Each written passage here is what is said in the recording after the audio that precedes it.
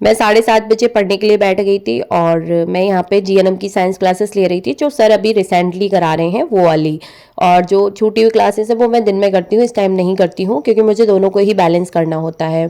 और मैं जो है हमेशा रिकॉर्डिंग क्लासेस ही लेना पसंद करती हूँ क्योंकि मैं मुझे साइंस थोड़ा कम समझ में आती है, तो मैं बहुत सी चीज़ें बार बार देखती हूँ, बार बार, तब जाके मुझे चीज़ें समझ में आती हैं। कुछ चीज़ें बहुत जल्दी समझ आ जाती हैं बट कुछ नहीं आती हैं। तो मेरी क्लास लगभग 8:30 बजे ख़त्म हो गई थी। उसके बाद एक और रह गई थी, सोचा वो भी कंप्लीट कर लूँ।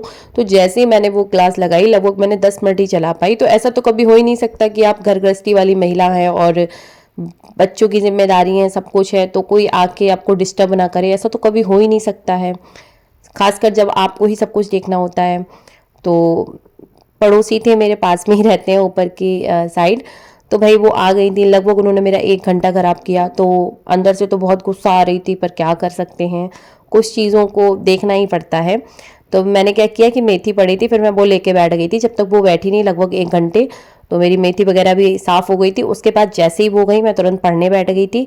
तो डिस्टर्बेंस तो होगा, अब डिपेंड आप पे करता है कि जो बचा हुआ टाइम है वो आप कैसे निकालते हो, या फिर आप उसका रोना लेके बैठते हो। राधे राधे।